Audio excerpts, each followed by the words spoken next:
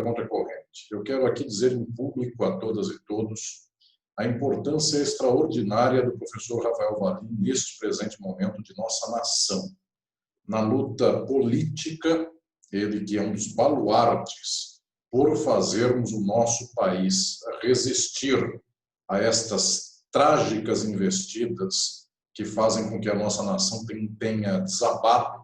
O professor Valim tem tido um papel histórico fundamental e, junto com isso, querido Valim, também no plano intelectual com a editora Contracorrente.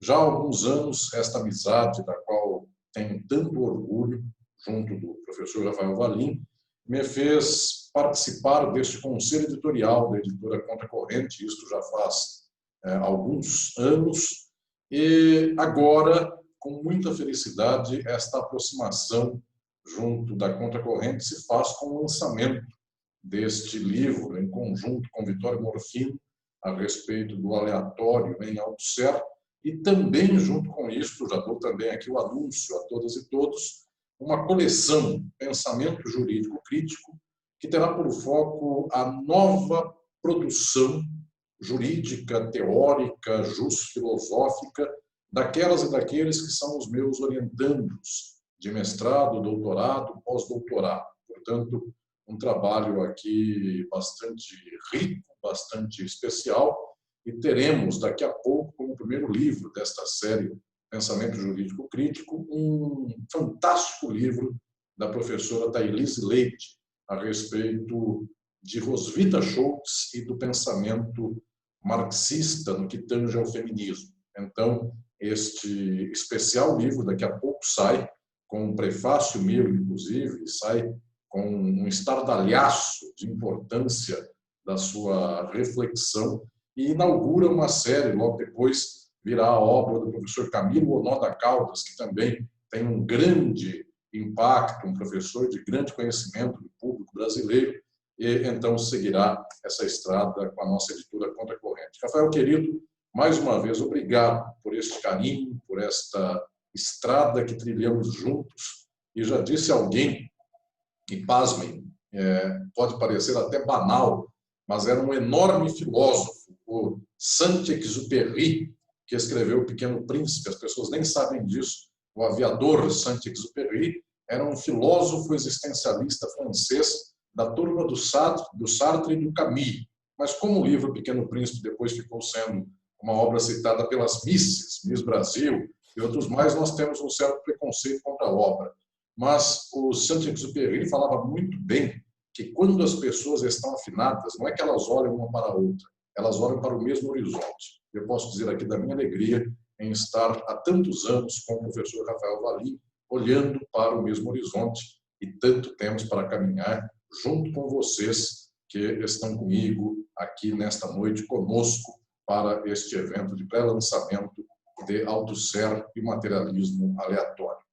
Pois bem, eu quero cumprimentar mais uma vez aqui a todas e todos os presentes. Eu vejo uma plateia tão especial aqui neste momento, enfim, tantas e tantos que talvez pela primeira vez eu esteja vendo e estejam aqui conosco, mas muitas e muitos que já de tanto tempo me acompanham e nos acompanham, e, portanto, para mim é uma alegria muito especial poder, neste momento, unir nossos esforços intelectuais comuns para este momento de pré-lançamento do livro.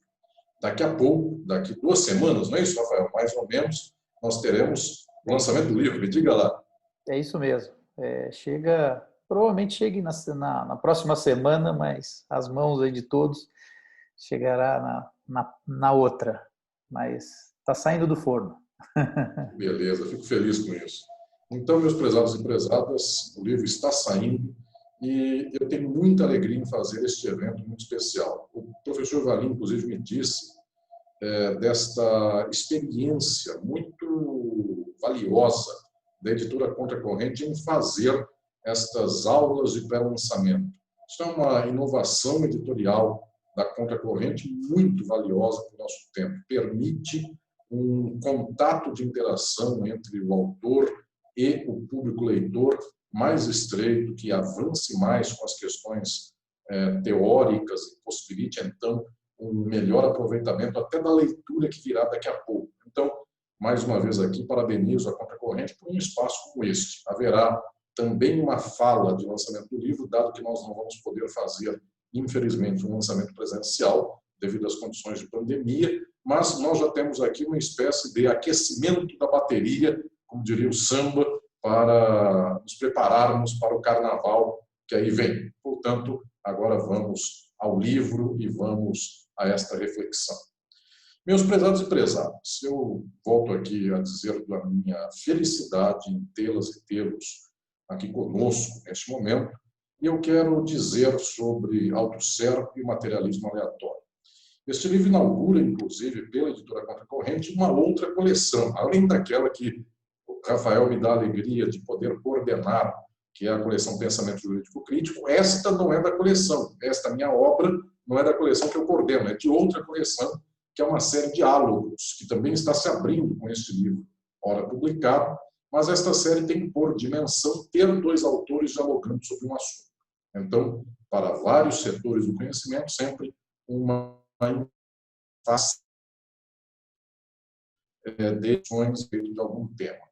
E esta reflexão, para mim, é muito especial, porque envolve um diálogo, envolve uma fraterna troca de reflexão com este que, sem sombra de dúvidas, é o mais importante pensador do marxismo althusseriano da Itália, e este que é um enorme intelectual do nosso tempo, que é Vittorio Morfini, professor da Universidade de Milão, alguém de uma capacidade intelectual e de um compromisso de rigor intelectual extraordinários. Vittorio Morfini é uma espécie de amigo do Brasil. Ele esteve aqui em algumas ocasiões, junto da professora Marilena Chauí, na própria Faculdade de Filosofia da USP, mas também junto aos nossos companheiros e companheiras da Unicamp, várias e vários que partilham da amizade do professor Morfini, e também em outros espaços do Brasil. Eu lembro até do Rio de Janeiro, onde tem tantos amigos, o professor Luiz Eduardo Mota, este ilustre pensador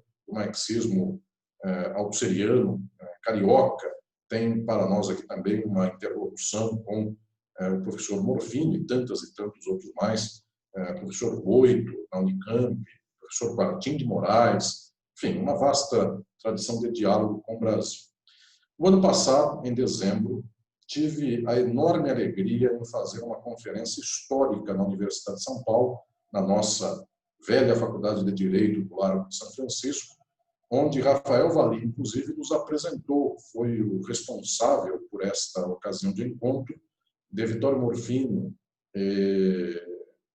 mim, e neste encontro que realizamos, proferimos duas conferências a respeito de Althusser e o materialismo aleatório. Estas duas conferências, agora, o resultado delas e o trabalho de labor de escrita destas ideias resultam em um livro que está para ser lançado, que está já a lume pela editora Contracorrente. Portanto, é o resultado de um diálogo muito especial, muito amistoso, entre duas reflexões, a do professor Vittorio Morfini e a minha, acerca de Althusser.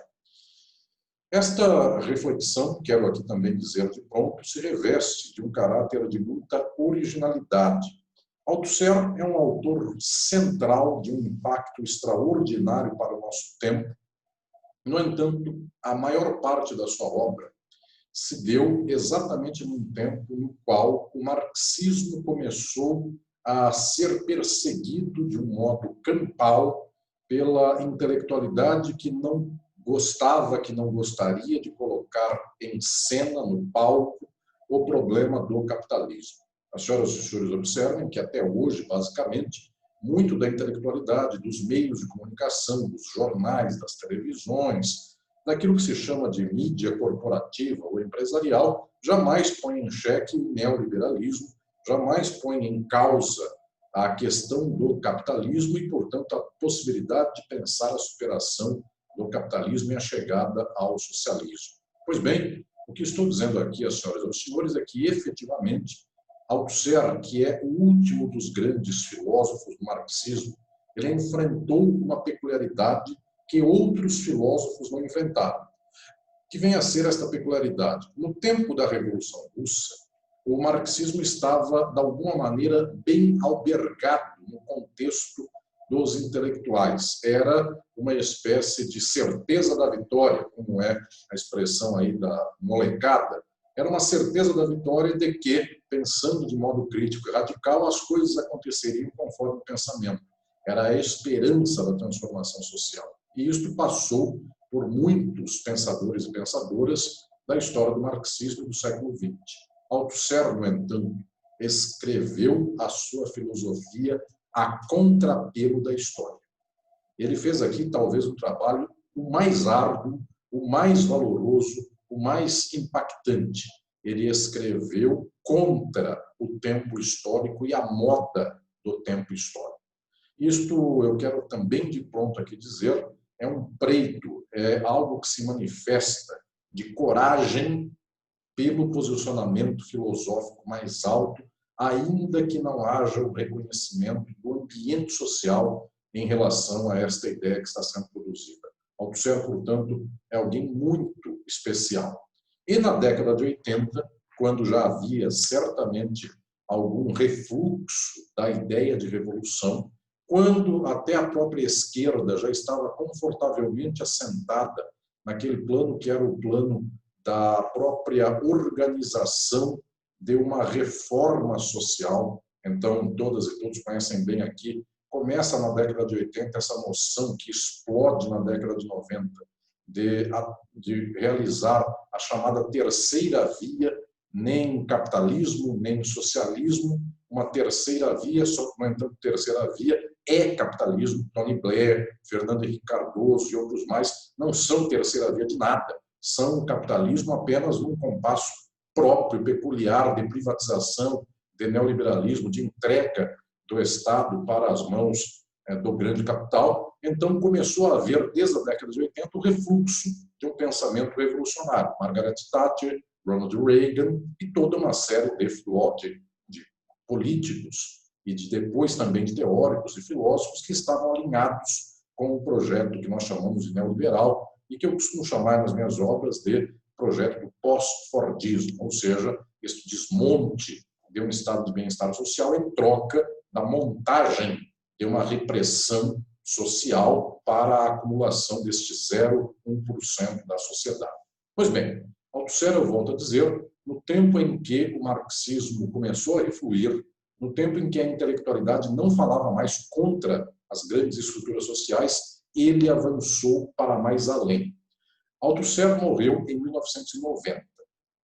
Em 1980, de 80 a 90, dá-se aqui aquilo que nós chamamos de última fase do pensamento de Althusser. Esta última fase exatamente é a mais recente e a menos estudada da sua obra. Porque os grandes livros de Althusser, que fizeram fama mundial, na década de 60 e 70, talvez de lá até hoje, isso não se nega, mas na década de 70, Althusser era, e desde então é reputado como tal, o mais famoso pensador do marxismo vivo naquele tempo. Pois bem, o seu impacto foi mundial. Para que as senhoras e os senhores tenham uma ideia, Fernando Henrique Cardoso, que não é este que foi presidente da República, é alguém antes de ser abduzido pelo sistema, embora ele próprio disse que ele não foi abduzido, era melhor esquecerem o que ele escreveu, partirem pensando que ele fosse dois. Pois bem, este senhor Fernando Henrique Cardoso, que era, antes de ser quem foi, um enorme sociólogo da Universidade de São Paulo, ele se dedicou especificamente a combater Althusser, o que é também aqui, desculpem o termo, mais uma virtude do Althusser, porque conforme vão os inimigos, conhecemos como é o pensamento de alguém. Pois bem, observemos nós, Fernando Henrique Cardoso foi alguém que se dignou a investir energia teórica contra Althusser, enquanto não fez isso com praticamente nenhum outro marxista. Não investiu contra nenhum outro. De tal modo era Althusser o pensador mais importante do marxismo. Isto se deve ao fato de que na década de 60, Althusser foi um raio em céu azul, usa a expressão, por conta de dois livros centrais. O primeiro deles, Por Marx, esta obra decisiva que mudou a história do pensamento marxista e que foi publicada em 1965. Muito bem, esta obra que mostra como se deve fazer a leitura científica de Marx. É uma obra que mostrou também o quanto ainda era necessário galgar passos, degraus, para chegar a um ambiente de compreensão teórica mais alta do próprio Marx. Bem, junto com isso, nós temos também a outra enorme obra de Althusser, que é Para Ler o Capital.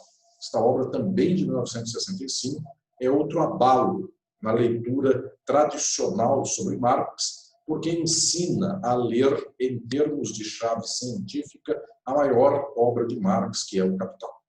Isto foi o Althusser da década de 60, e na década de 70, Althusser se lança a uma segunda fase do seu pensamento, que é aquela na qual ele se debruça sobre as categorias que buscarão aqui compreender questões-chave, como a ideologia, como a junção de psicanálise e marxismo. E lembrem, um dos maiores amigos de Althusser, o maior amigo do outro, um dos grandes amigos de Althusser, era Jacques Lacan. É também importante dizer que na década de 60, quando Althusser explode no contexto intelectual mundial, Lacan também explode. E acontece com Lacan um dado peculiar. Os psicanalistas franceses expulsam Lacan do Conselho de Psicanálise da França, daquele órgão de classe que dava o atributo de psicanalista a aquele ou aquela que fossem os profissionais da área. Lacan era tão genial, tão radical, que ele foi expulso desse conselho. Ele não pôde, então, trabalhar, nem dar aula, nem poder viver no entorno daquilo, e foi Althusser que deu emprego para Lacan. Isto nós talvez nos esquecemos, mas foi Althusser quem trouxe Lacan para junto de si. E eram, na verdade, três grandes amigos: Althusser, Lacan e Foucault. Eram os três do mesmo ambiente francês, da mesma Paris da década de 60 e 70, e também as adjacências disso, porque Althusser formou certamente a mais brilhante escola marxista de toda a segunda metade do século XX. O seu grande discípulo foi Etienne Balibar, foi e é, Balibar é vivo, é um dos maiores pensadores do nosso tempo. Alain Badiou é outro dos grandes pensadores formados por Althusser. Esta lista vai longe: Rancière, Macheret, e eu lembro aqui, inclusive, de Dominique Lecourt, que é vivo também. Tive a ocasião de traduzir, de fazer até a publicação em português de uma obra de Lecourt, anos atrás, e Rafael Valim, inclusive, há 2 anos, talvez, ou 3, já não me lembro mais, falou em França, em Paris, no Instituto Internacional de Filosofia, que foi fundado por Dominique Lecourt. Então, é uma instituição, de alguma maneira, que tem o DNA althusseriano lá na sua origem. Ou seja, pelas costas e laterais da Sorbonne estava Althusser, estava todo o movimento da grande renovação intelectual francesa. Inclusive, a rua do Instituto de Filosofia, a Rua Descartes, encontro com a esquina da rua que depois se deu o nome de Rua Michel Foucault, embora seja um nome inoficial, mas é a lateral da Sorbonne. Então, Valim andou muito por ali. É um espaço bastante particular da velha Paris, onde está também a L'Harmattan, minha livraria preferida parisiense, e editora também da obra do meu querido Valim, em francês. Pois bem, estou dizendo aqui que Althusser, em algum momento, foi um filósofo extraordinário, e ele teve 2 fases que marcaram o pensamento mundial. Esta da década de 60 e a da década de 70, quando se debruça em temas, por temas como da psicanálise e da ideologia. Na década de 70, nós temos um dos mais famosos, eventualmente, ou talvez o mais popular dos livros de Althusser, que é o livro dos aparelhos ideológicos de Estado. Talvez a obra fundamental para explicar como, nos dias de hoje, países como o Brasil e os Estados Unidos têm uma maioria de gente pobre, e essa maioria de gente pobre vota com o pensamento do rico. Como é possível que um povo inteiro prefira perder direitos a votar num trabalhador que defenda os seus direitos. Ensinou Althusser. É porque os aparelhos ideológicos são controlados pelo capital. Então, o povo e nenhuma pessoa pensa, ninguém pensa de modo aberto e desbragado, vendo a realidade. Nós somos formados mediante aparelhos, religião, escola, família, meio de comunicação de massa, universidade, intelectualidade e tudo mais. Observem, a década de 80 é exatamente a fase de Althusser menos estudada. É a fase dos textos finais da vida dele, do Althusser já velho, e alguns desses textos, inclusive, nem foram publicados em vida. Althusser deixou um baú de obras extraordinárias, algumas, inclusive, inacreditáveis. O meu querido Valim sabe disso. Nós que somos autores, às vezes nós não nos aguentamos um tempo depois que escrevemos um texto, já queremos dar o texto à lume do mundo.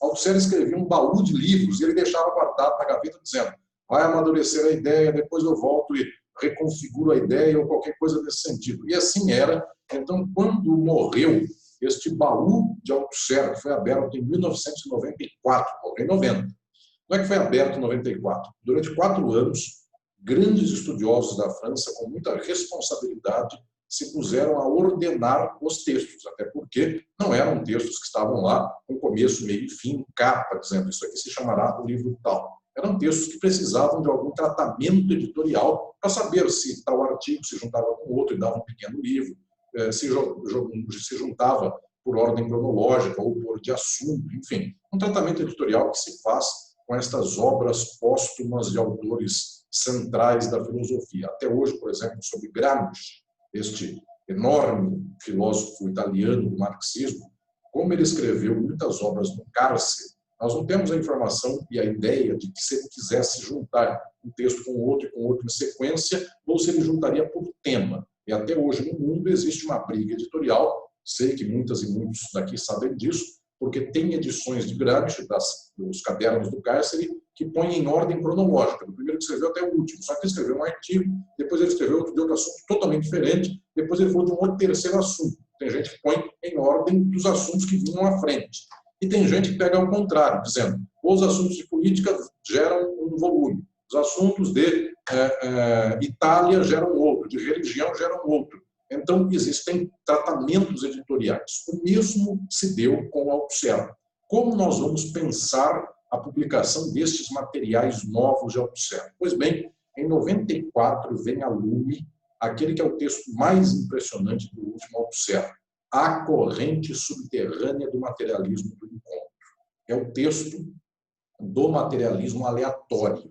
Materialismo do encontro, daqui a pouco eu explico estas duas expressões. Esse texto foi chocante. Quando leram esse texto de Althusser, eles perceberam que Althusser tinha um grau, inclusive, de reflexão, que ele próprio talvez não dissesse aos seus próprios alunos ou nas suas grandes conferências e aulas. As pessoas não acompanhavam esta produção intelectual de Althusser, que foi para a física, os grandes filósofos da física, Lucrécio, lá no mundo greco-romano antigo, para buscar compreender como eles, no passado, encaravam o aleatório, encaravam os dados que surgem sem nenhuma predisposição, para, a partir daí, fazer a reflexão sobre a filosofia presente. Esse texto de Althusser foi chocante quando saiu. Tanto assim que os anos seguintes deram muito pano para a manga para os filósofos do mundo inteiro, porque eles tinham que se debruçar sobre uma ideia que nunca um filósofo alcançou em grau de sofisticação intelectual, tirando Althusser. Althusser deu um passo na história da filosofia que ninguém até então havia dado. Equivalente a pensarmos em algo como Einstein para a física e para as ciências exatas, ou também equivalente a pensarmos algo como Darwin para a biologia e para as ciências da natureza. Althusser passou a refletir sobre como a história e a sociedade têm uma relação entre as determinações sociais e o aleatório. Isto é talvez algo impressionante em termos de magnitude filosófica. Nenhum filósofo marxista e não marxista alcançou este grau de sofisticação teórica. Pois bem, desde então, esta reflexão passa a dominar o contexto teórico do pensamento contemporâneo. Qual foi a resposta marxista mais imediata sobre estas últimas obras de Althusser? Elas são estranhas. Nós não sabemos se efetivamente podemos pensar o acaso, o aleatório. Muita gente respondeu assim, mas muita gente percebeu que Althusser havia incluído a abertura de um portal de reflexão extraordinário. Então, muita gente passou a efetivamente estudar o contexto desta última produção do Althusser. Vittorio Morfino é certamente no mundo um dos mais importantes estudiosos desta última fase de Althusser.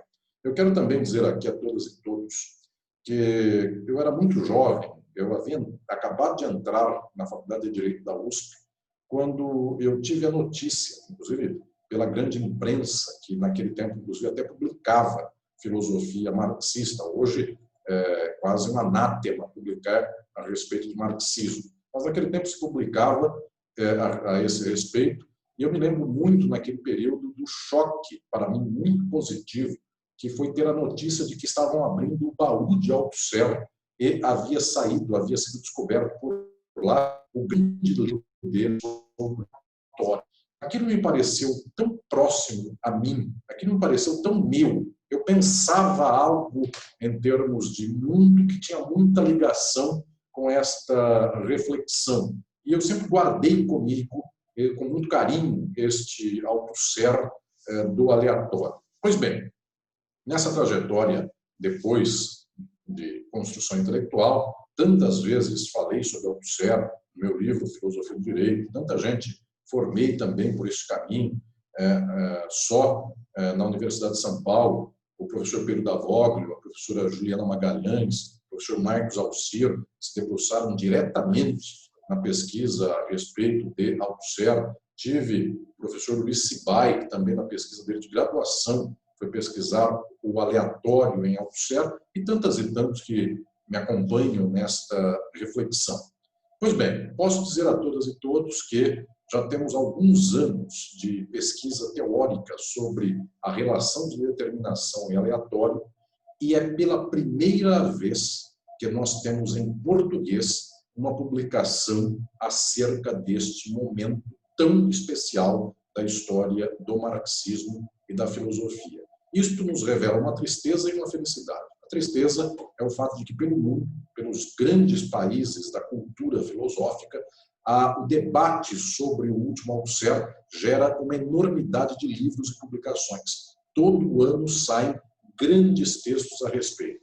E é uma tristeza observarmos que no Brasil ainda não havia saído nenhum livro sistemático sobre o assunto. Mas uma felicidade imensa, porque a Contracorrente, efetivamente, ela inaugura aqui uma série de reflexões e desponta já com este conhecimento acerca do próprio Althusser. Então, será aqui, eu não faço elogio em causa própria jamais, mas, enfim, falando em nome da editora, será uma referência já que nós tenhamos este livro, que é a primeira obra que pensa o aleatório em Althusser em nossa língua. Pois bem, lembrando que o texto de Althusser do aleatório, nós temos o principal traduzido numa revista, mas nós ainda não temos os demais textos do baú, que já estão publicados no mundo inteiro, nós não temos ainda em português. Mas, futuramente, Valine e eu já até conversamos da hipótese de dar também esse presente ao público de língua portuguesa, que é ter o livro inteiro dos textos do aleatório de Althusser para o nosso público brasileiro. Pois bem, então, o que estou dizendo aqui é que, efetivamente, este é um tema central, esta é uma reflexão central. E eu quero explicar por quê. Vittorio Morfino, na parte dele do livro, porque este é um livro em dois, então, na parte dele do livro, ele pergunta a respeito desta última fase de Althusser. E olhem uma questão muito peculiar. Muita gente, muitos estudiosos do marxismo dizem assim: Althusser tem uma fase mais conhecida, que eles reputam de mais ortodoxa, e depois tem a última fase, que eles reputam de heterodoxa. Bem, Vittorio Morfino está numa linha de leitura de grandes intelectuais do marxismo, inclusive talvez hoje o mais importante marxista da Argentina, vivo ainda, que é Emílio de Ippola, este enorme filósofo da Universidade de Buenos Aires, que foi preso e torturado barbaramente pela ditadura argentina, alguém que quase pagou com a vida, mas pagou o preço de torturas horrendas pelo pensamento marxista que ele tinha na década de 70 e 80. Emílio de Ippola é famoso no mundo inteiro porque ele tem uma tese que é a seguinte, tese com a qual Vittorio Morfino concorda e tese com a qual eu também concordo. Emílio de Ippola disse o seguinte, e esta é uma frase famosa dele, que abriu o livro dele, da Argentina, que hoje é também traduzido para muitas línguas do mundo. Infelizmente, não para o português, mas para muitas línguas do mundo. O Ippola disse assim, eu comecei a ver, quando tive notícia do baú do Althusser, o texto do aleatório, eu comecei a pegar os textos de 79 para trás do Althusser, para ver se ele falava do aleatório nos textos anteriores. Aí disse o de Ippola o seguinte, em 79 eu encontrei referência ao aleatório, em 77 eu encontrei referência. O texto do aparelho ideológico do Estado falava do aleatório, 69 também, por Marx também, para ler o Capital também. Qual é a conclusão do de Ippola? Althusser já falava disso faz muito tempo e ninguém prestou atenção. Então a tese do de Ippola é uma tese chocante. Esta tese de Emílio de Ippola diz assim, Althusser não tem uma nova fase, ele falou disso sempre, apenas nunca ninguém prestou atenção nem deu valor para este assunto. Esta tese também é a tese do Vittorio Morfino. Ele começa esta parte dele do livro, que vai sair daqui 2 semanas, vocês vão ler isso no livro, mas ele começa dizendo, eu advogo a tese de que aquilo que Althusser trouxe, e as pessoas chamam de novidade em relação ao próprio pensamento dele, já estava nos textos anteriores. Então ele concorda com esta leitura que encontra no primeiro Althusser coisas que também já estão lá no final. E diz o próprio Vittorio Morfino na parte dele deste livro que vai sair daqui a pouco. Eu, a vida inteira, escrevi então para mostrar que Althusser tinha o mesmo bloco de pensamento e quem liderava a noção de que Althusser tinha uma fase ortodoxa e outra heterodoxa é também outro italiano vivo, que é Antonio Negri. Então, Antonio Negri, que agora, numa certa fase da sua vida, da sua produção intelectual, ele tem outra perspectiva filosófica, ele não é mais aquele pensador que em algum momento trabalhou com Pachucanes, trabalhou com a questão das formas sociais, ele já agora trabalha com multidão, império e outros temas mais, diz o próprio Vittorio Morfino, eu construí uma reflexão filosófica de modo contrário àquele de Antonio Negri, no que diz respeito à leitura dele ao Althusser. Lembrando que estão todos no mesmo ambiente, no mesmo contexto. Negri fala de Althusser, Vittorio Morfino também. Negri falou de Pachucanes, que é também algo que alguns pachucanianos trabalham, que alguns althusserianos trabalham, outros não trabalham, mas é uma novidade, portanto, que aqui se estabelece. E toda a reflexão do Vittorio Morfino, na parte do livro que corresponde a ele, diz respeito a pensar se já havia o aleatório, se já havia o encontro na obra anterior do Althusser. E Morfino é tão espetacular que ele diz, não é só que havia tanto que havia já 2 conceitos de aleatório no Althusser anterior. E depois eu vou deixar para a leitura de vocês a curiosidade de observar quais eram estas 2 chaves do aleatório que Vittorio Morfino descobre na primeira obra de Althusser. Então, terão aqui uma leitura muito prazerosa, uma leitura lá, Sherlock Holmes, para descobrir se o aleatório já estava no Althusser anterior e como estava, e Morfino, portanto, caminha por esta direção. Pois bem, agora eu falo do meu texto neste livro, e neste texto eu exponho que minha posição filosófica pessoal quanto ao último Althusser também é de junção com a primeira obra do Althusser. Reconheço que existem leituras muito sofisticadas que fazem uma divergência, mas eu tenho por linha filosófica observar como é possível pensar elementos de continuidade no pensamento althusseriano. E qual é a questão central que aqui se põe e que eu quero levantar na noite de hoje a todas e todos vocês, também para aguçar a curiosidade do livro que daqui a pouco surge e da minha reflexão que eu desenvolvo neste livro. Quando Althusser morreu, eu quero lembrar também aqui de mais um fato biográfico que eu quero contar para vocês. Quando Althusser morreu, os seus discípulos, Althusser foi um professor extraordinário, volto a dizer, ele era tão especial que ele formou uma geração de discípulos também muito especiais. Althusser, ao final, quando morreu, no seu enterro, Balibar, seu mais destacado discípulo, junto com os demais, estavam todos no velório e, na hora da despedida, Balibar fez um discurso no túmulo para se despedir de Althusser e honrar a memória do seu mestre. Esse discurso, inclusive, vocês encontram traduzido para o português no Lavra Palavra, nesse site que tanto gosto tem em publicar as questões do próprio Althusser. Por lá tem o discurso de Balibar na tumba de Althusser. Pois bem, em um certo momento, Balibar diz o seguinte: a grande contribuição de Althusser para o marxismo, pela qual ele será lembrado eternamente, é esta: a determinação. A frase é só esta, A com H, a determinação. Existe determinação. Por que esta frase é extraordinária?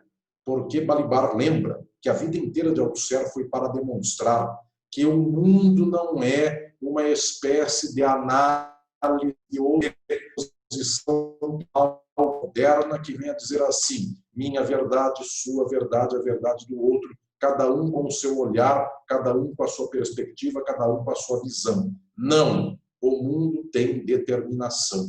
A sociedade capitalista é determinada pelo capital. Então as pessoas têm um olhar ou outro olhar, porque quem dá o olhar é o capital. Eu volto a dizer, como é possível que em pleno século XXI as pessoas acreditem na Terra plana? Althusser disse, nós somos determinados pelo capital. O capital tem os aparelhos ideológicos, então ele controla o aparelho ideológico e, por sua vez, dá o nosso olhar. Então o aparelho ideológico diz que tal coisa é preferível à outra. O discurso do ex-presidente, vou falar um assunto de ontem, o discurso do ex-presidente, discurso de estadista, e o discurso desgraçado do atual mandatário do país, as pessoas dizem, eu não posso optar entre nenhum dos dois. Isso quem está fazendo é a imprensa do capital, são os meios de comunicação de massa do capital. Existe determinação. O isentão, ele não é isentão, ele é determinado pelo capital. Há determinação. A determinação controla a nossa mente. Isso se chama ideologia. Este é o grande achado de Althusser. É por causa disso que o marxismo não é uma leitura pós-moderna da sociedade. Ele ainda insiste no fato de que existem dinâmicas sociais que nós podemos compreender. Muito bem. Agora observem que coisa chocante. Althusser é o mais importante pensador da história para dizer que há determinação. Aí vocês estão vendo que eu estou lançando um livro que se chama O Aleatório. Por isso as pessoas ficam chocadas. Mas como é possível que o filósofo que mais levou ao alto a noção de determinação seja o mesmo que fala que existe um aleatório? Porque o aleatório é a não determinação. É o contrário de qualquer coisa determinada. E agora é a minha proposta teórica que eu, pela primeira vez, publico neste livro, e é uma proposta, inclusive, de chave de leitura, que nenhum filósofo do mundo trabalhou sobre ela. Eu digo a vocês que é uma leitura bastante original a respeito deste assunto com o qual eu vou aqui explicar e vou trabalhar. Basicamente, os althusserianos pouco trabalharam com a questão do direito e do Estado. Os althusserianos, quando inclusive se debruçam sobre o aleatório, são filósofos gerais, não são necessariamente teóricos do Estado ou teóricos do direito. O que eu fiz foi aplicar a perspectiva althusseriana para o problema que eu gesto na minha própria reflexão, na minha obra, sobre a forma política estatal e a forma jurídica, questões essas que vocês conhecem, seja do meu livro de Filosofia do Direito, seja do meu livro Estado e Forma Política. Pois bem, eu fiz um cruzamento da minha reflexão marxista no plano da filosofia política e do direito com a reflexão marxista do Althusser sobre o aleatório. Qual é a grande contribuição althusseriana para a noção de determinação e aleatório? Althusser diz assim: sempre o vazio e alguma coisa que está no plano do aleatório se introjeta e se imiscui, se aproxima daquela que é a determinação. Por mais que nós sejamos determinados pelo capital, sempre eventos, fatos, fenômenos, coisas, situações, circunstâncias se encontram com a determinação. De tal modo que nunca dá para dizer que a história da sociedade será do mesmo modo sempre. Por causa disso, diz Althusser, quem for materialista no sentido rigoroso, quem for marxista no sentido radical, não pode ser teleológico. O que quero dizer teleológico? Telos, em grego, quer dizer, grego clássico, finalidade. Teleologia é aquele modo de ver a filosofia que diz, isto aqui existe porque amanhã existirá aquilo. Tudo é para o progresso da humanidade. Tudo é para o bem da humanidade. Isto é um ponto pacífico dos marxistas. Nós não podemos pensar a humanidade ou a sociedade como um projeto pré-programado para amanhã chegarmos a um mundo melhor. Vocês não venham me dizer, prezadas e prezados, que nós estamos hoje no Brasil passando pelo que estamos passando. Golpe, uma espécie de reacionarismo extremo, porque amanhã a sociedade florescerá e o sol nascerá novamente. Enfim, não existe alguma coisa nesse nível, nesse sentido. O acaso se apresenta para nós, e nós que tínhamos uma certa forma de arranjo social, hoje temos uma até pior do que aquela de anos atrás. Pois bem, agora a questão central é, então como, havendo determinação, o acaso está presente? Althusser diz que este acaso está presente tanto no dia a dia, mas em especial está presente no tempo da transição dos modos de produção. Que eu quero aqui explicar a todas e todos vocês. Um modo de produção tem uma forma social. A vida inteira vocês viram nos meus livros eu explicando sobre forma política estatal, forma jurídica, forma mercadoria, forma dinheiro e assim vai. Toda a sociedade está enfeixada em formas sociais. Quem não tem dinheiro não compra, quem tem compra. Quem não tem dinheiro vende força de trabalho e é explorado. Quem tem dinheiro compra e não é explorado é o explorador. Pois bem, esta é a forma. Nenhum ser humano escapa da forma. Todas as formas sociais estão aí. Inclusive, eu vou aproveitar para falar do livro da Thailise, que é o próximo, que se encaixa aqui também. A forma homem e forma mulher, não somos nós que optamos por tê-la. Nós nascemos numa sociedade na qual a forma já está dada. Homem não chora, mulher chora. Homem é o provedor do lar, mulher é o esteio do amor da família. Tudo isso que é clivagem, que Roswitha Schultz vai dizer separação, esta esdrúxula separação, esta horrenda separação, é uma forma social. A forma social é horrível. Não é que ela é bonita, ela é horrorosa, mas ela está aí nos pontos sob ela. Quem nasceu em 1900, nasceu sob o patriarcado. Quem nasceu em 2000, nasceu sob o patriarcado. Ou seja, é uma forma perene. Aí diz Althusser, quando é que as formas sociais mudam? Mudam na transição dos modos de produção. Porque aí há uma espécie de desmoronamento geral das formas e outras surgem. Então, qual é a tese do Althusser? O aleatório preside no tempo de transição entre modos de produção. Então, quando sairmos do capitalismo e chegarmos ao socialismo, será o aleatório. Quando saímos do feudalismo e chegamos ao capitalismo, foi o aleatório. Então, o aleatório tem presença principal na transição do modo de produção. E dentro do modo de produção, o capitalismo já tem quase 300 anos. Dentro do modo de produção, a determinação é fundamental. Ela se impõe. Há determinação dentro da história de um modo de produção. Na hora de transição de um modo de produção ao outro, aí o aleatório tem uma presença maior. Que fiz eu neste texto, que é o texto de abertura do livro da editora Contracorrente. Eu apliquei esta noção filosófica marxista de Althusser para o caso do Estado e o caso do direito. E disse algo que até então ninguém havia dito. Althusser dá muito valor nos textos dele da década de 80 sobre o aleatório a alguns filósofos como Maquiavel, Hobbes e Rousseau. Isto é algo que não tem necessariamente tanto peso para outros autores, mas Althusser dá uma enorme relevância ao que fala Maquiavel, ao que fala Hobbes, ao que fala Rousseau. E por que isso? Eu respondo, e esta é a minha tese neste livro, esta tese que não tem nenhuma outra pessoa que tratou do tema, que propôs o que eu proponho agora nesta obra. É porque Maquiavel, Hobbes e Rousseau estão no tempo exato da Idade Moderna, que é a transição entre feudalismo e capitalismo.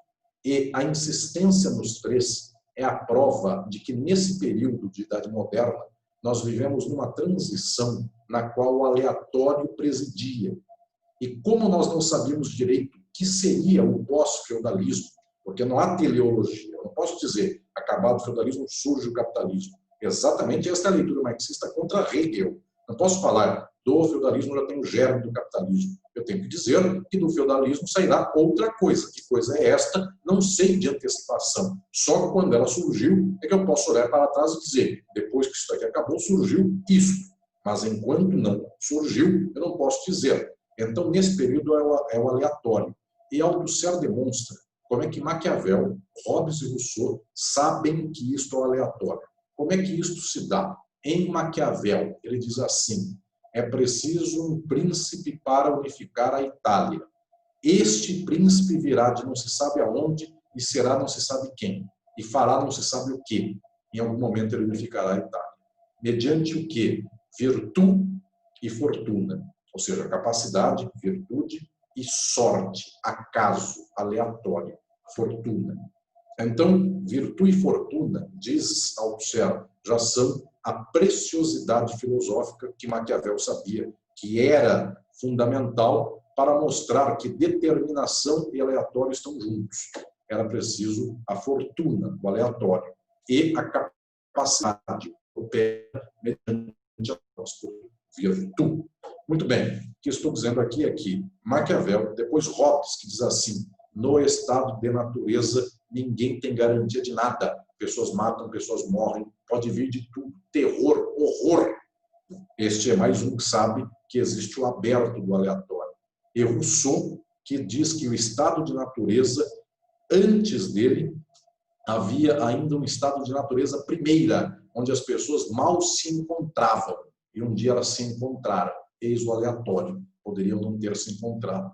Então, diz Althusser, a Idade Moderna é um período fundamental para pensar o aleatório. E agora é a minha explicação do porquê ele está tão vinculado ao estudo da Idade Moderna. Porque na Idade Moderna, efetivamente, o que nós temos é um modo de produção cujas determinações estão ruindo e outro modo de produção que ainda não surgiu e que está aqui numa espécie de contradição, não se sabe também se ele surgiria. E agora é a minha tese principal desse meu novo livro que vai sair. O absolutismo é um elemento contraditório tanto ao feudalismo quanto ao capitalismo.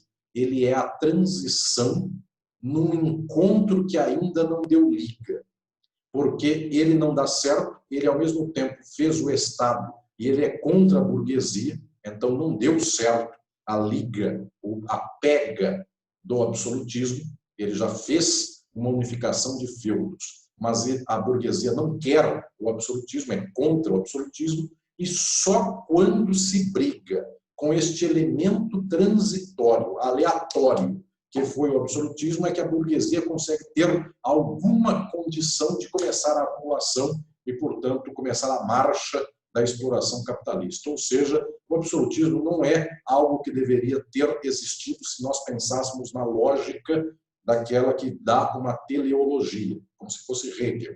Mas, na prática, é um fato que existiu. E este fato que existiu é o fato que nos dá a dimensão daquela que é a realidade. É um fato aleatório de relações cujas formas de determinação estavam ou surgindo ou se destruindo, e nesses escombros escombros e construções e reformas, então, neste complexo todo, formas provisórias, transitórias vão surgindo, algumas não dão liga com a realidade, outras dão liga parcial, uma vai destruindo outra, até que um dia houve aqui a determinação fundamental, que deu certo, que é o capitalismo. Então, minha reflexão é para mostrar como se aplica determinação e aleatório para o campo da teoria política e, por tabela, também para o campo da teoria jurídica. Volto a dizer aqui, num engendramento de reflexões que é bastante ímpar, bastante pioneiro, bastante original,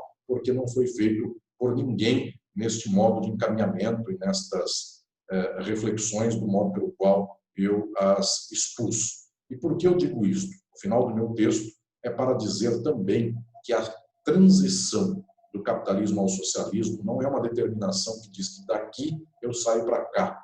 Exatamente neste interregno existe o aleatório, que opera, senhoras e senhores, contra nós. Portanto, na hora em que o povo pode ter consciência política, aí advém um strike fascista. Vejam que no começo do século XX, boa parte da Europa poderia ter chegado ao socialismo. E, no entanto, pelos acasos do aleatório, claro, não só acasos, mas pelas circunstâncias daquele tempo, ao invés do socialismo, nós vimos surgir o fascismo.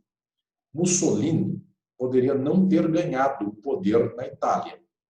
E os socialistas estavam, em 1920, para ganhar o poder, exatos 100 anos atrás. Eles já haviam ganhado muitas municipalidades italianas. Eram prefeitos, eram os vereadores daquelas cidades. Eles estavam quase para fazer uma grande greve geral, que fizeram, inclusive, e podiam ter tomado o poder na Itália. Tomou o poder Mussolini, porque sua forma esdrúxula de organizar a política daquele tempo tomou lastro e organizou aleatoriamente aquela sociedade. O que estou dizendo é que nos dias de hoje nós não sabemos como será a saída do capitalismo, se é que nós sairemos dele ou se é que o capitalismo, com seus escombros, não fará a volta ao mundo bárbaro feudal, mais bárbaro ainda. Então, o que estou dizendo aqui, às senhoras e senhores, é que efetivamente nós não controlamos o tempo presente no que tange a transição, mas nós sabemos quais são as determinações. O capitalismo sempre é para a acumulação. Eu escrevi um texto sobre a pandemia para a editora Boitempo e escrevi outro texto sobre a pandemia para a editora Contracorrente, inclusive sobre o Covid-19, publicado pelo nosso querido Rafael Valim. E por lá eu insisti muito com a seguinte ideia: a Covid não é o evento aleatório que fará o capitalismo acabar porque o povo tomará vergonha na cara e fará a libertação social. As formas nos determinam. Eu disse no texto da editora Contracorrente e no texto também da editora Boitempo. Nós estamos no mundo cujas formas do capital vão colocar no bolso a Covid e vão lucrar e lucrar e lucrar em cima da miséria dos outros. A determinação nos preside. Só na ruptura total é que nós enfrentamos o campo aberto e nós não sabemos direito o que vai dar a partir daí. Portanto, prezadas e prezados, é com muita alegria que eu quero aqui antecipar para vocês estas pitadas iniciais desta minha reflexão sobre a Althusser e o aleatório. E digo a todas e todos desta enorme felicidade em poder legar ao nosso público leitor do Brasil estas reflexões que estão efetivamente num diálogo e que estão num debate de dianteira do problema teórico presente. Portanto, esta nossa reflexão, uma reflexão que terá neste livro um impulso extraordinário para poder fazer uma elevação de patamar dos debates teóricos do marxismo e da filosofia do Brasil no presente momento, e mais que tudo, é com enorme alegria que eu vejo que tudo isso se dá pela minha querida editora Contracorrente. Eu quero, querido Rafael, dizer que toda esta equipe tão especial que tem produzido este livro, que está na reta já de quase mandar para a gráfica e tirar da gráfica este livro, esta equipe tão especial, eu mando a ela um abraço. E eu quero mandar um abraço especial ao nosso querido Fernando. Não tem alguém mais entusiasta de Althusser e alguém mais entusiasmado com a divulgação desse livro do que o nosso querido irmão Fernando Pereira. Fernando, eu tenho a alegria enorme de poder hoje, então, a partir de agora, ser alguém divulgado por ele, porque nunca tive essa ocasião de poder ser divulgado pelo Fernando. O Fernando tem levado estas reflexões da Contracorrente para o Brasil inteiro, para todos os lados, e então agora nós temos esta alegria de poder compartilhar desta divulgação. E, meu querido Rafael, então, a partir de agora também, uma estrada de amizade de muitos e muitos anos, eu também posso dizer, inesperadamente, ou esperadamente, melhor dizendo, não é, nesse caso, o aleatório, é quase que a determinação, a partir de agora, eu sou seu autor, eu sou autor da sua editora e, além de amigo e irmão do peito, Rafael, a partir de hoje, é meu editor, portanto, que enorme alegria vermos chegar este momento. Quero dizer, Rafael, Fernando e todas e todos, quero poder falar para vocês que no pós-pandemia, quando acaba é o aleatório, mas eu sei que acaba. Portanto, vou usar aqui o exemplo da determinação e do aleatório. Não sei quando acaba a pandemia, mas acabada a pandemia, aí vem a determinação. Eu darei autógrafo para cada uma e cada um de vocês. Basta me encontrar em São Paulo, em qualquer lugar, na USP, eu estarei à disposição para pegar esse livrinho que eu sei que vocês vão ler e vão até amassar de tanto ler, de tanto riscar e sublinhar, e em algum momento futuro está determinado. Eu faço o autógrafo com carinho deste livro a todas e todos vocês. Querido Rafael, Fernando, equipe da Conta Corrente, e queridas e queridos que me acompanham. Que enorme alegria, e eu fico a partir de agora à disposição de todas e todos. Obrigado. Muito bem, meu querido. Te parabenizo pela brilhante exposição, o que na verdade não é nenhuma surpresa, e te agradeço pelas palavras sempre amigas, e é uma grande satisfação, uma honra enorme, sem qualquer demagogia para nós, poder editar esse seu livro ao lado do nosso querido amigo também, Vittorio Morfino. E o Alisson é um vocacionado, eu sei que todos aqui sabem disso, e ele prova mais uma vez, né? Eu falei, Alisson, que tal 20 minutos? E ele nos deu uma belíssima aula de 1 hora, e poderia ficar aqui horas e horas nos encantando com essas lições de filosofia. Então, te parabenizo e muito obrigado pelo seu empenho também, né, em divulgar esse pensamento tão rico do Althusser. Eu, até levando em consideração esse fato, que nós já estamos aqui, já são 8 horas, eu vou selecionar as perguntas aqui que já foram formuladas, e aí depois, naturalmente, o professor Alisson também, como de costume, ele sempre está aberto ao diálogo com todos. Eu acho que, né, Alisson, a gente pode eventualmente divulgar seu e-mail, alguma coisa assim, que a gente estará aberto a todos para dialogar. Vamos pegar a primeira aqui, do Tiago Domingos. Professor, até que ponto a formação subjetiva do indivíduo está relacionada ao processo de disseminação ideológica da classe dominante, e quanto é necessária a reprodução do capital? Para além de Marx e Engels, quais dos marxistas melhor trabalhou o campo ideológico? É uma imensa honra assistir. Quer que eu faça já alguma, as 3, Alisson? Ou faço... Vamos num bloquinho de 3. Então, essa é a primeira. A segunda, do Felipe Aquino das Neves. Professor, há a possibilidade de relacionar o aleatório e o Althusser ao conceito de sintomas mórbidos de Gramsci? Adriano, para Althusser a história não é teleológica, mas no capitalismo não existe uma teleologia. Não existe uma teleologia, a valorização do valor, o sujeito automático. Bela aula. Agora está pipocando aqui. Certamente a gente não vai conseguir responder todas, mas vamos lá, Alisson. Mas vamos um bloquinho de 3 em 3, a gente chega lá. Né? Enfim, vamos lá. Já diriam os católicos, Pai, Filho e Espírito Santo. Então, uma trindade. Então, bom, vamos lá. Marinho, né? Marinho Thiago, é isso? Que é o primeiro dos que... Isso, exatamente. Isso. E manda um abraço, porque ele tem o mesmo nome do nosso Marinho. Manda um abraço ao nosso querido Marinho também. Será dado. Bem,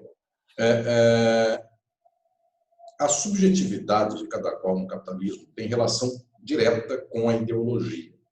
Qual é esta tese central de todo o marxismo mais avançado? O ser humano não é algo pré-existente à sociedade na qual ele nasceu. Nós nascemos, olhem o milagre que é. Todo mundo que nasceu no Brasil fala português. E todo mundo que nasceu no Brasil não entende javanês. A gente não tem noção nenhuma do que é javanês. Inclusive, o homem que falava javanês é uma piada, porque tecnicamente nenhuma língua javanesa existe. A gente acredita até que existe uma. Então, o que estou dizendo aqui é o seguinte: por que nós nascemos falando a mesma língua? Quando nós dizemos bom dia, todo mundo entende, e se um javanês fala bom dia, a gente não entende, e lá não entendem a língua portuguesa. Porque nós só temos aparelho compreensivo a partir da sociedade que nos dá esse aparelho. Língua, sentimentos, comportamentos. Então, Por causa disso, alguém que nasceu na fronteira de Uruguaiana com a Argentina, em Paso de los Libres, esta pessoa habla espanhol. E quem nasceu em Uruguaiana habla português. Ou seja, o que estou dizendo aqui é que num milagre pelo qual um rio cruza dois países, corta dois países, que é o Rio Uruguai. O lado de lá fala uma língua, o lado de cá outra, é a prova cabal de que a gente é constituído subjetivamente pela nossa sociedade, pela nossa sociabilidade. Tanto é que essa criança de 8 anos na Argentina resolver começar a falar português na escola, a professora dá 0 na prova. A resposta é em português, em espanhol, e do lado de cá é em português, vice-versa. Então, o que estou dizendo é que existem aparelhos ideológicos que nos formam por tudo. Daí que não adianta dizer assim, é sempre uma frase que eu digo. As pessoas falam, onde já se viu pobre de direita? Quem for marxista não pode usar esta expressão, nem usar esta ironia. Olha só, ele é pobre e é de direita. Isto é uma leitura errônea. Por quê? Numa sociedade capitalista, os aparelhos inteiros dessa sociedade são tais que todo mundo que nasceu no capitalismo é de direita. Não é só pobre. Pobre, rico, classe média, todo mundo é informado pela ideia de que o capital compra e quem não tem capital é vendido. Isso não é uma coisa que o rico só tem e o pobre não tem. Qualquer ser humano sabe que quem tem compra, quem não tem é comprado. O meu querido Rafael, eu não sei se ele conhece essa música, eu nunca falei, mas eu aproveito aqui para falar. Para mim, um dos maiores sambas da história da música é de um paulista, e é uma coisa rara, isso é uma espécie de piada que estou fazendo aqui, ou uma espécie de aleatório, porque um paulista não poderia fazer um dos maiores sambas de todos os tempos, mas fez. Lúcio Cardim era um grande compositor paulista que escreveu o samba Matriz ou Filial. Quem sou eu para ter direitos exclusivos sobre ela? Não sei se o Rafael conhece em específico esta música, Matriz ou Filial, mas muito bem. Conhece, Rafael? Sim, é uma dor de cotovelo. Sim, a dor de cotovelo. O nosso Lúcio Cardim é o grande amigo e similar do Lupicínio Rodrigues, que era para o Sul, era o Lúcio Cardim para nós. Pois bem, o Lúcio Cardim, nesta música, tem uma parte que ele diz assim, se nada tenho e cada um vale o que tem.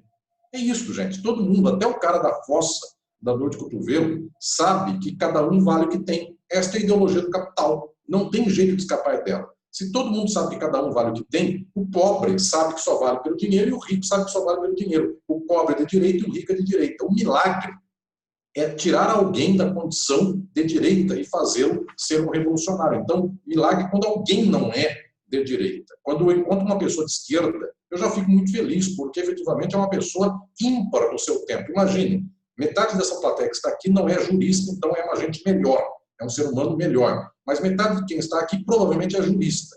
Gente, vocês conhecem jurista na média. Quando eu encontro um na frente, eu já sei. Ele defende lei e ordem, ele defende direitos humanos só para humanos direitos, ele defende que a propriedade privada está acima de tudo. Então, quando eu encontro alguém que é do direito, que é de esquerda, puxa vida, eu fico emocionado. Enfim, é algo inacreditável. Quando o Valim fez a conta corrente e juntou um punhado de autores de esquerda no direito, nem eu acredito nisso, é uma editora improvável, enfim, que ela exista, mas ele está conseguindo reunir aí esses 20 ou 30 à esquerda na produção intelectual.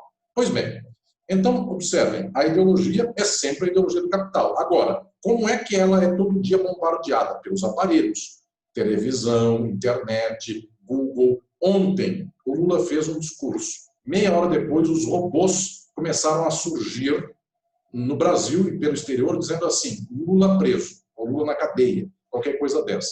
Ou seja, a pessoa pode até fazer um baita de um discurso. Tem um aparelho ideológico que vem combater o discurso com uma hashtag. Então, gente, quem faz o mundo é quem controla a hashtag. Quem controla a hashtag é o capital.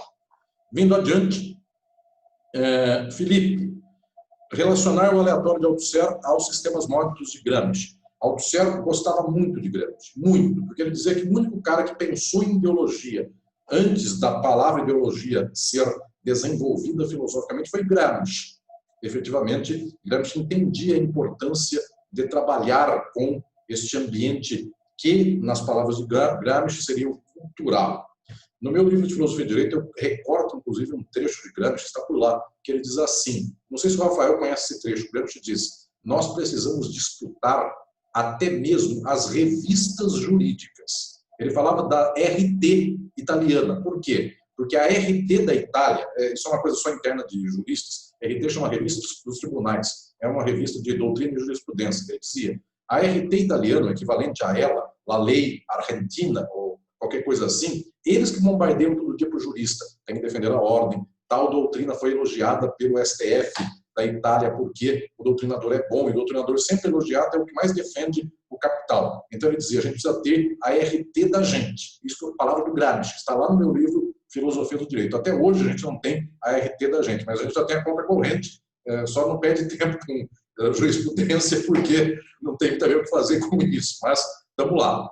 Pois bem, então o que estou dizendo é que Gramsci é alguém de muito gosto de um altusseriano, sempre, adorava Gramsci. No entanto, não é um aleatório o mesmo que sistema mórbido, porque sistema mórbido, sintoma mórbido, melhor dizendo, é algo que já está dado. Então, é a morbidez de alguma coisa que já está ali elencada, o capitalismo e seus sintomas mórbidos. Quando ele fala em aleatório, é o que faz sair daí. Então, é outro assunto. Portanto, a relação aqui é de outro momento. Adriano, Althusser, a história não é teleológica, mas no capitalismo não existe uma teleologia que seria o sujeito automático. Vejamos nós, a teleologia é o que dá o sentido da dinâmica. Se eu sair daqui e for para aqui, para cá, então aqui seria uma teleologia. Quando eu estou no mesmo momento, eu não digo teleologia, eu digo reprodução. O capitalismo tem uma reprodução necessária? Sim, a acumulação, a valorização do valor. Teleologia seria de sucesso. Depois da ação, então ela precisa de uma dinâmica, ela precisa de dois tempos históricos para dizer se um estava pressuposto no outro. Quando eu tomo capitalismo por dentro, eu não consigo nem dizer de teleologia. Eu preciso de mais um dado. Então, por isso que eu entendi a sua pergunta, e ela está certa no que tange ao fato de que internamente o capitalismo tem uma dinâmica, só que o nome para isso é reprodução social. Muito bem. Muito bem, vamos aqui, Alisson, vamos escolher umas duas aqui para... Claro. Se fosse depender do Alisson, ele ficava aqui, né? É que eu acho que talvez não consiga ficar mais, mas vamos lá, Alisson, deixa eu ver aqui.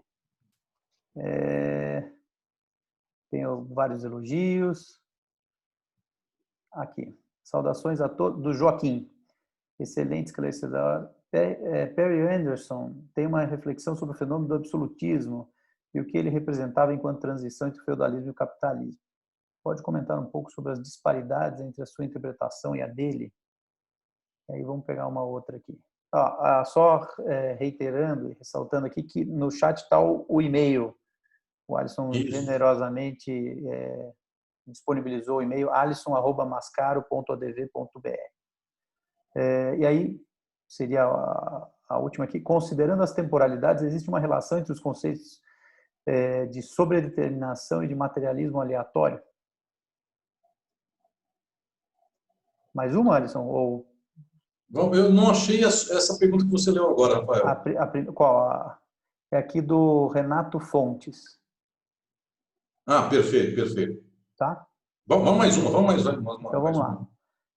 Professor, como analisaria os processos de socialismo real nessa chave, determinação e acaso? E aí as outras, que agora são muitíssimas, aí vocês mandam por e-mail para o Alisson. Boa. Vamos Muito lá. bem.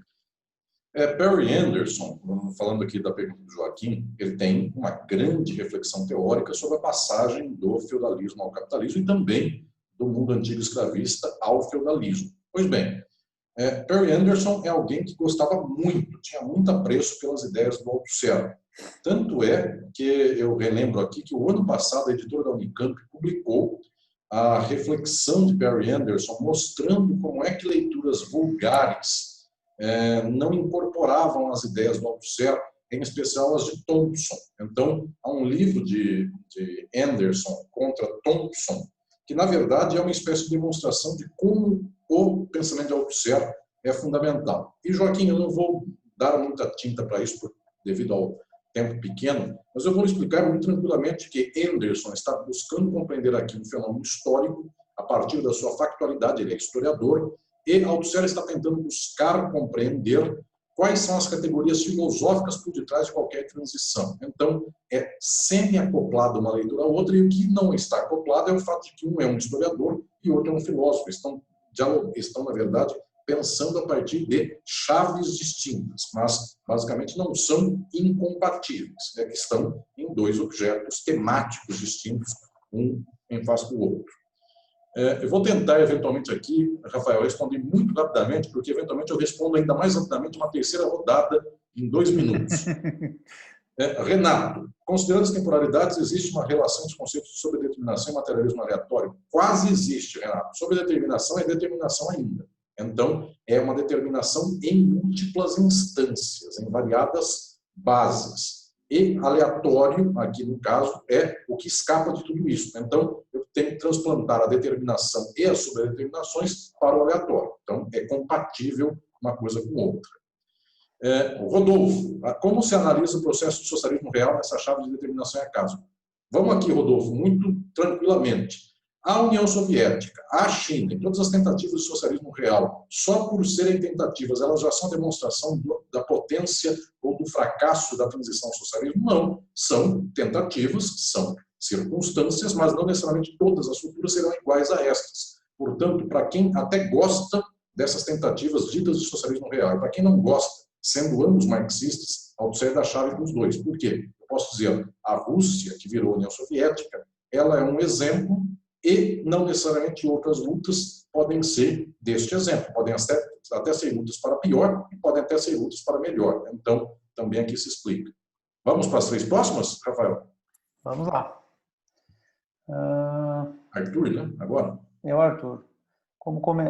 Professor, pode comentar a influência do pensamento de Mao em Althusser? O aleatório é uma ruptura total com o hegelianismo contido em Marx? Ou isso vem da leitura do Hegel predominante na França? Perfeito.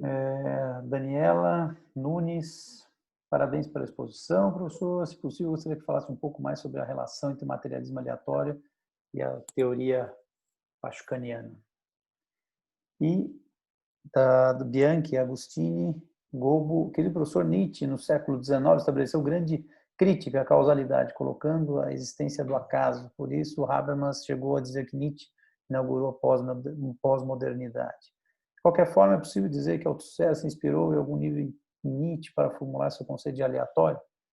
Um forte abraço e até logo. Muito bem. Vou, então, pela ordem, pela primeira do Arthur. Há alguma coisa de Mao em Althusser? Há muito. Althusser tinha um apreço enorme pelo pensamento de Mao, e, efetivamente, todos os althusserianos são basicamente maoístas. Balibar, Badiou e todos os demais. O próprio Lecour foi um enorme maoísta na década de 70. Então, toda essa gente tem um diálogo muito profícuo com a saída do hegelianismo, e, efetivamente, Althusser é quem mais levou ao alto esta ruptura com a leitura do Kojève, que era a leitura teleológica tradicional, quase idealista dos franceses, que contaminou até um certo marxismo daquele período. Então, é exatamente isso. Daniela, qual é a relação do aleatório com a teoria pascaniana? Pascanes nos diz que o que determina a estrutura do capitalismo é a subjetividade jurídica. E neste texto, nesse livro que vai sair, eu digo como é que a subjetividade jurídica não estava pressuposta da saída do feudalismo até a chegada ao capitalismo.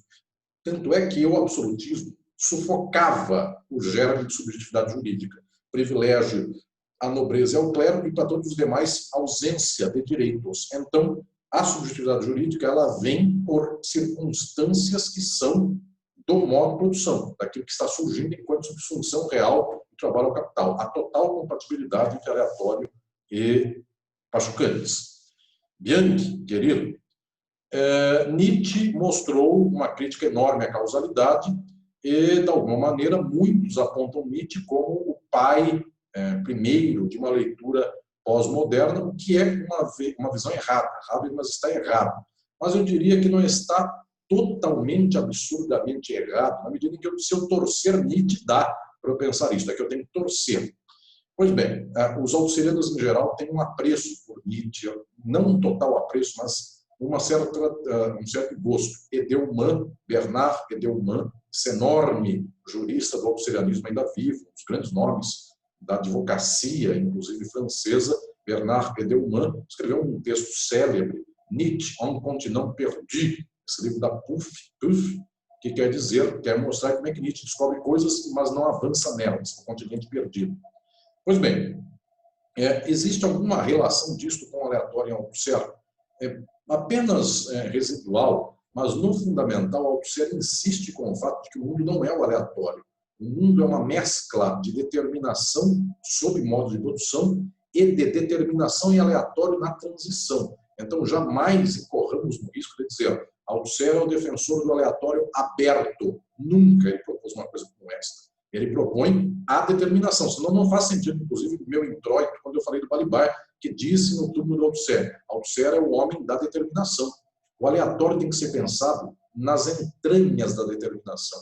E, neste sentido, é bastante divergente de Nietzsche, para quem o Übermann eventualmente poderia se levantar contra o seu próprio tempo. Althusser não é um subjetivista, não está na conta dele dizer que a minha vontade de potência me faria contra o meu tempo. Nós somos sujeitos do nosso tempo, portanto, esta é uma dimensão, inclusive, lacaniana, psicanalítica, que corta um pouco destas, eu diria, destas fantasias nietzscheanas de uma superioridade voluntária contra a determinação. Então, é verdade que é um resíduo nietzscheano, mas, fundamentalmente, nós temos que pensar a determinação e a sofisticação de compreender como é que nas entranhas da determinação é que existe o aleatório e não um aleatório aberto, porque senão nós não podemos nem fazer uma teoria social marxista. Nós seríamos sua verdade, cada qual tem o seu encontro. E Althusser passa ao largo disso, é exatamente o contrário disso, é pensar a determinação e como o aleatório se funde e se põe neste encontro e neste acaso. Querido Rafael, muito com bem. isso, esta caminhada. Eu agradeço demais a presença de todos vocês, a generosidade, reitero, do nosso querido Alisson Mascaro. Espero encontrar todos vocês em outras oportunidades aqui na Contracorrente, em outros espaços de pensamento, enfim, contra o obscurantismo que enfim, turva a visão de muitos brasileiros. A Contracorrente procura ser esse espaço, né, de resistência dentro de um país tão maluco, para dizer o mínimo, que nós estamos vivendo. E então, meu querido Alisson, e a todas e todos que nos acompanharam, deixo aqui o meu abraço, o meu agradecimento e até breve. Obrigado, querido. Obrigado a todos e todos. Abraço. Boa noite. Até breve. Até mais.